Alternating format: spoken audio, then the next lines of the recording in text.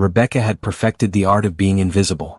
For 2 years she had worked as the personal assistant to Marcus Cross, the billionaire CEO of Cross Enterprises, moving through his world like a shadow, always present, never truly seen. Hello family, welcome back.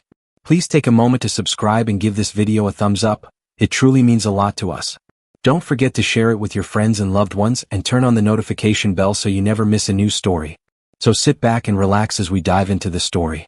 She organized his calendar with precision, anticipated his needs before he voiced them, and ensured his coffee arrived at exactly the right temperature every morning. Yet when he looked her way, his eyes seemed to pass straight through her as though she were made of glass. She told herself it didn't matter. This was just a job after all, a prestigious position that paid well and looked impressive on a resume.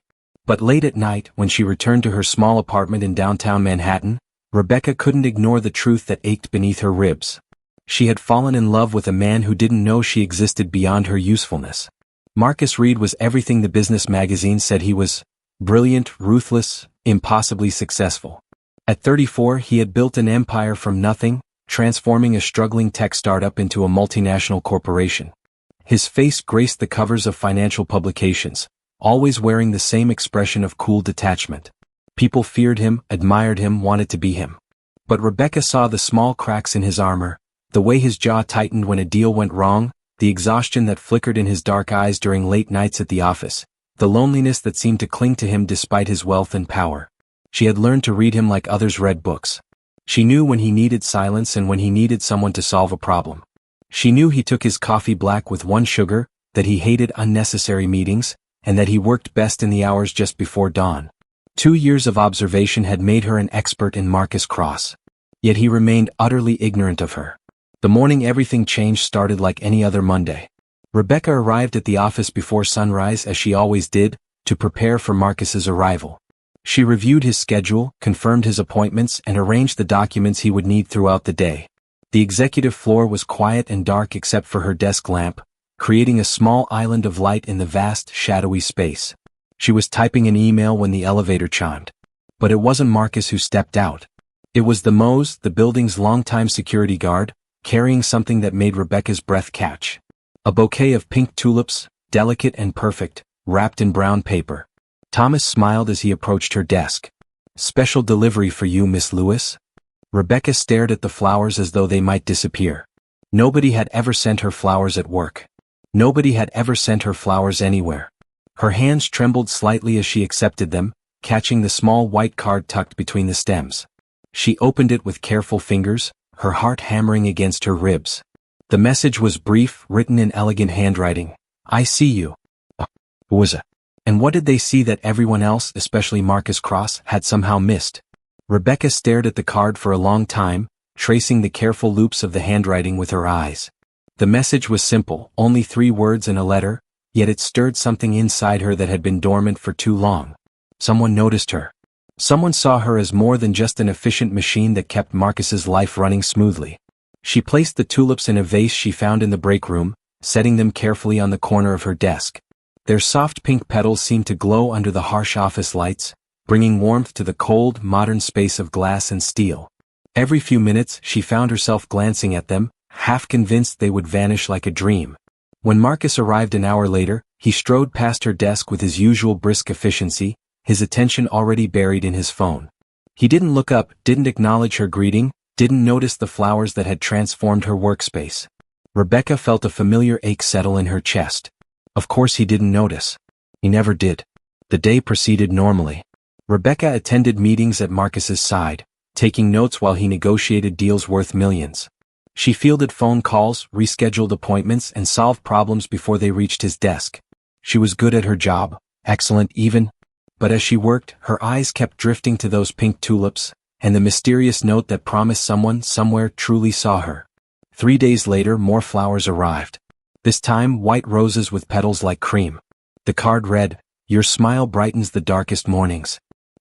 Rebecca felt heat rise to her cheeks. She smiled? She hadn't realized anyone paid attention to her expressions. At work, she maintained professional composure, rarely allowing her emotions to show. Yet someone had noticed something she didn't even know she was revealing. The following week brought daisies, then lavender, then a stunning arrangement of mixed wildflowers. Each delivery came with a note, and each note revealed observations that made Rebecca feel truly seen for the first time in years. The way you tuck your hair behind your ear when you're concentrating is endearing. You hum softly when you think no one is listening. It's beautiful. You deserve to be noticed. The flowers became the talk of the office. Colleagues who normally barely acknowledged Rebecca now stopped by her desk, asking about her mysterious admirer. The attention made her uncomfortable at first, but gradually she found herself standing a little straighter, smiling a little wider. For 2 years she had been invisible. Now suddenly people saw her. But one person's attention shifted in a way she didn't expect. Marcus had just finished a conference call when he finally noticed the latest bouquet, stunning purple orchids that had arrived that morning. He stood at her desk, his dark eyes fixed on the flowers with an expression Rebecca couldn't quite read. "You've been receiving a lot of gifts lately," he said, his voice carefully neutral. It was the first personal comment he had made to her in 2 years. Rebecca looked up, surprised he was even speaking to her about something beyond work. "Yes, sir. Someone's been sending flowers." "Do you know who?" His jaw tightened almost imperceptibly. "No, sir. They only sign with the letter A." Something flickered across Marcus's face, something dark and turbulent that disappeared before Rebecca could identify it. He nodded curtly and walked away, but for the rest of the day she caught him staring at her desk, at the flowers, at her, with an intensity that made her skin prickle with awareness. What Rebecca didn't know was that everything was about to change. The flowers kept coming, and with each delivery, something shifted in the atmosphere of the executive floor. Rebecca noticed the change most acutely in her boss. Marcus Reed, the man who had never shown interest in anything beyond quarterly reports and profit margins, was now watching her with an attention that felt almost suffocating. It started subtly. He began appearing at her desk more frequently, asking questions that had nothing to do with work. Had she enjoyed her weekend? What did she think about the new restaurant that opened downtown? The questions were casual, almost awkward, as though he was learning a language he had never spoken before. Then came the morning Rebecca arrived to find a coffee waiting on her desk. Not just any coffee, her exact order from the cafe 3 blocks away, the one she visited every morning before work. Caramel latte with oat milk and an extra shot of espresso. She stared at it, confused. She had never told Marcus her coffee order. She wasn't sure he even knew she drank coffee. A small note rested beside the cup in handwriting she recognized as his. "Thought you might need this. Emma." Rebecca's heart performed a complicated dance in her chest. For 2 years, Marcus had treated her like a piece of office equipment. Now, suddenly he was bringing her coffee? The timing was too convenient to ignore. The flowers had changed something in him, awakened an awareness that hadn't existed before. But why now? Why only after someone else showed interest? That afternoon, another bouquet arrived, deep red roses this time, passionate and bold. The card read, "Dinner? You deserve an evening where you're the one being served." Rebecca's hands trembled as she read the note. Her mysterious admirer was asking her out. After weeks of beautiful words and thoughtful gestures, they wanted to meet. She should have felt excited, flattered. Instead, she felt confused, caught between the attention of a stranger who saw her and the sudden interest of a man she had loved in silence for 2 years. She didn't notice Marcus standing in his office doorway watching. She didn't see the way his hands clenched into fists at his sides, or the storm that darkened his normally controlled expression. She didn't hear the sharp exhale that escaped him when he saw her smile at the card. But she did notice when he called her into his office an hour later. Marcus stood by the floor-to-ceiling windows overlooking the city, his back to her, his posture rigid. "Close the door," he said quietly. Rebecca obeyed, her heart hammering. In 2 years he had never asked her to close the door. Whatever this was, it wasn't about work. "These flowers," Marcus began, still not turning around. "This person sending them. Do you plan to meet them?" The question caught Rebecca off guard. I don't know yet, sir." "Don't call me sir." His voice was sharp, almost pained. He finally turned to face her, and Rebecca was shocked by what she saw in his eyes. Gone was the cool detachment, replaced by something raw and desperate. "Not now. Not about this." "I don't understand," Rebecca whispered. Marcus took a step toward her, then stopped as though fighting himself. "For 2 years you've been right there and I..." He ran a hand through his dark hair, a gesture of frustration she had never seen from him. "I told myself it was better this way. Professional. Appropriate. I convinced myself that not acknowledging what I felt was the same as not feeling it." Rebecca's breath caught. "What you felt?" And now someone else sees what I was too afraid to admit I saw. His voice dropped to almost a whisper. I can't watch you walk away with someone else, Rebecca. I can't pretend anymore that you don't matter. The confession hung in the air between them, changing everything. Rebecca stood frozen, her mind struggling to process Marcus's words. For 2 years she had imagined countless scenarios where he might finally notice her, but none of them had looked like this, desperate, raw, vulnerable. The Marcus Reed she knew never lost his composure, never revealed weakness. Yet here he was, looking at her as though she held something precious he was terrified to lose. You never said anything, Rebecca heard herself say, her voice barely above a whisper. 2 years, Marcus. 2 years of looking through me like I was invisible. I know. His jaw clenched. I know, and I have no excuse that makes it right. I was a coward. I told myself it was about maintaining professionalism, about not crossing lines. But the truth is I was scared. Scared? The word sounded absurd coming from a man who commanded boardrooms and brokered billion-dollar deals without flinching. Marcus moved closer, and Rebecca could see the tension in every line of his body. Scared of this. Of feeling something I couldn't control. Of needing someone more than they might need me. He stopped just inches away from her. Everyone in my life wants something from me, my money, my connections, my influence. You were different. You never asked for anything. You just existed in my space, making everything better without expecting anything in return. And that terrified me because it meant what I felt for you was real. Rebecca's eyes burned with unshed tears. These were words she had longed to hear, but they came wrapped in bitterness. So you ignored me instead? Made me feel worthless. You were never worthless. The words came out fierce, almost angry. You were everything. That was the problem. Before Rebecca could respond, Marcus's phone buzzed on his desk. He ignored it, his eyes locked on hers, but the interruption broke the spell. Reality crashed back in. They were standing in his office in the middle of a workday, having a conversation that could change everything between them. I need time, Rebecca said finally, stepping back. It's too much too fast. You can't ignore me for 2 years and then suddenly decide you have feelings because someone else showed interest. Pain flashed across Marcus's face, but he nodded. You're right. I'm sorry. I just needed you to know the truth before you make any decisions about this other person. Rebecca returned to her desk, her emotions in chaos. The red roses seemed to mock her from their vase, beautiful and uncomplicated. Whoever A was, they had pursued her openly, consistently, without fear. They made her feel special without the weight of complicated history and unspoken pain. That evening she finally replied to the dinner invitation, agreeing to meet her mysterious admirer at the upcoming charity gala being held at the Grand Hotel downtown. The event was 3 days away, and every major business figure in the city would be there, including Marcus Reed. The next morning Marcus's behavior shifted again. He was attentive but careful, maintaining professional boundaries while finding small ways to show he cared. He remembered her lunch preferences, noticed when she stayed late, and left encouraging notes about projects she was working on. It was everything she had wanted, yet it felt tainted by the knowledge that it took another man's attention to make him see her. The day of the gala arrived too quickly. Rebecca spent hours getting ready, choosing a deep emerald dress that made her feel beautiful and confident. When she arrived at the hotel ballroom, her breath caught at the opulence. Crystal chandeliers, orchestral music, and elegantly dressed guests mingling beneath soaring ceilings. She was searching the crowd for any sign of her mysterious admirer when a familiar voice spoke behind her. Rebecca.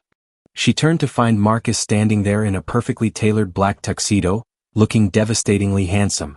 But it was the vulnerability in his eyes that made her heart ache. You look beautiful, he said softly. Before she could respond, another man approached, tall, charming, with warm brown eyes and an easy smile. He held out his hand to Rebecca. Finally we meet face to face. I'm Andrew Palmer. I believe you've been receiving my flowers. Andrew Palmer was everything Marcus Reed was not, warm, open, immediately welcoming.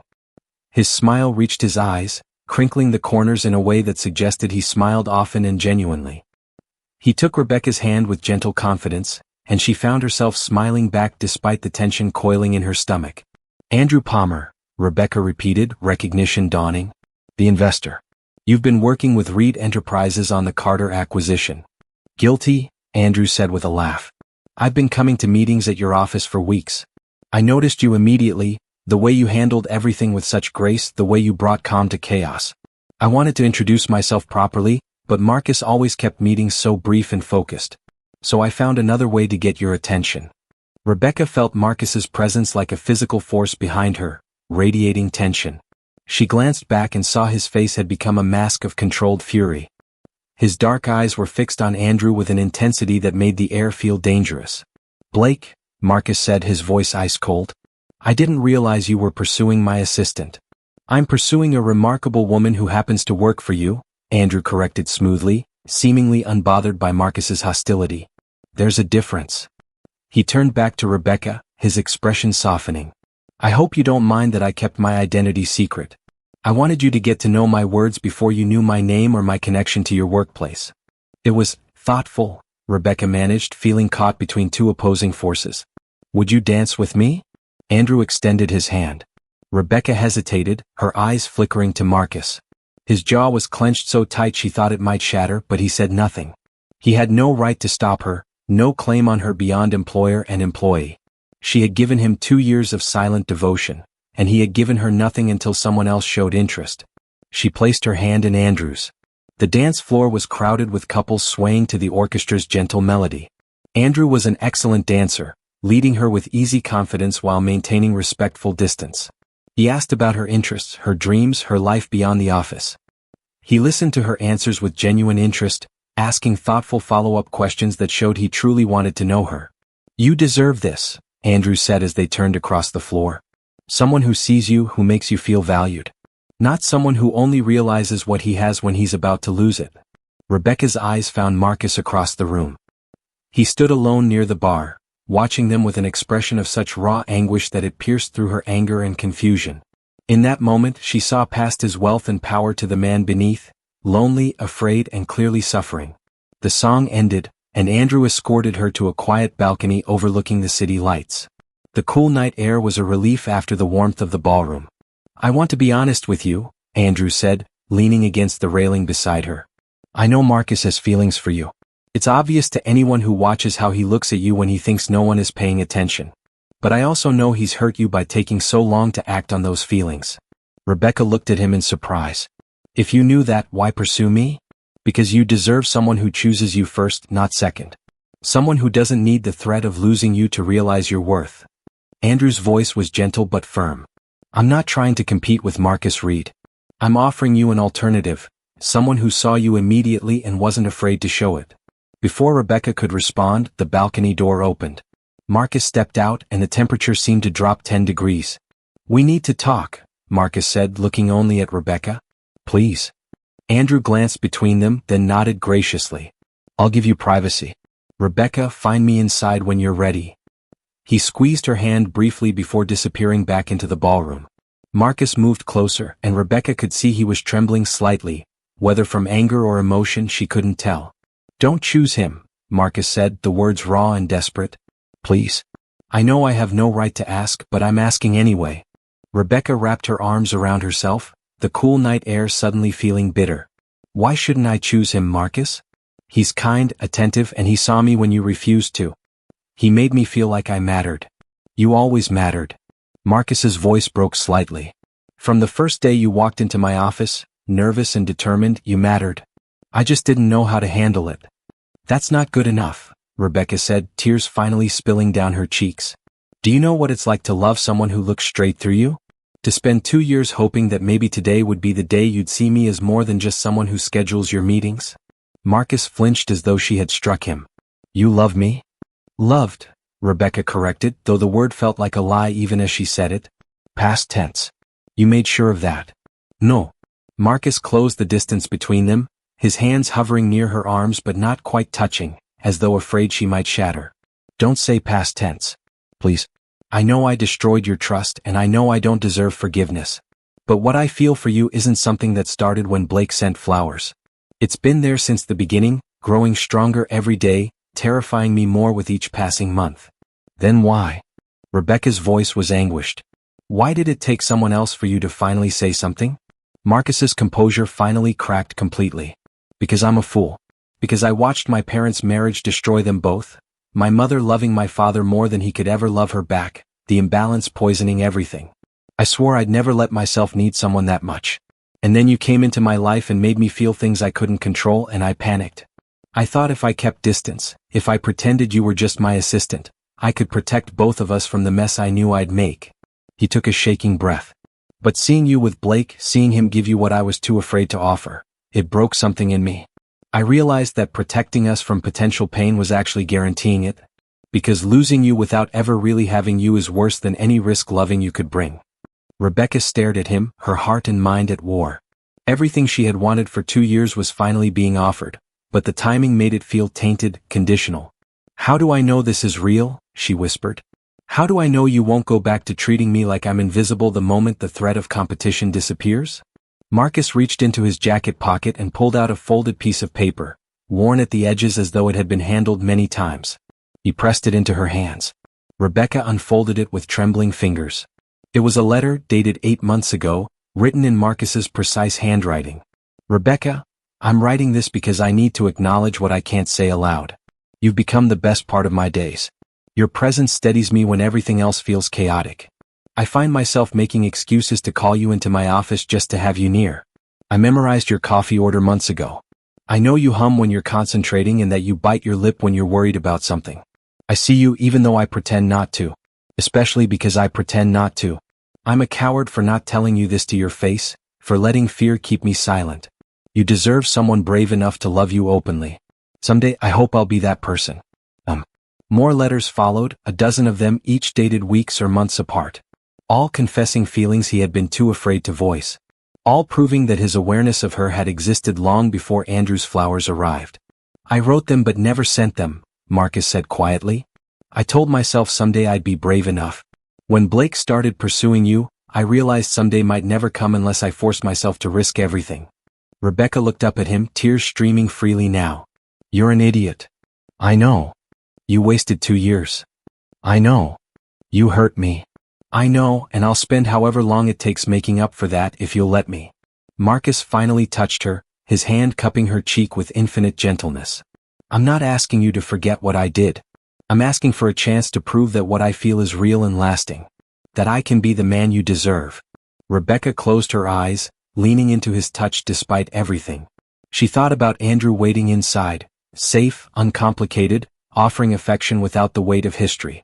Then she thought about Marcus, flawed, afraid, but utterly hers in ways she had always sensed beneath his cold exterior. I need time, she said finally, opening her eyes.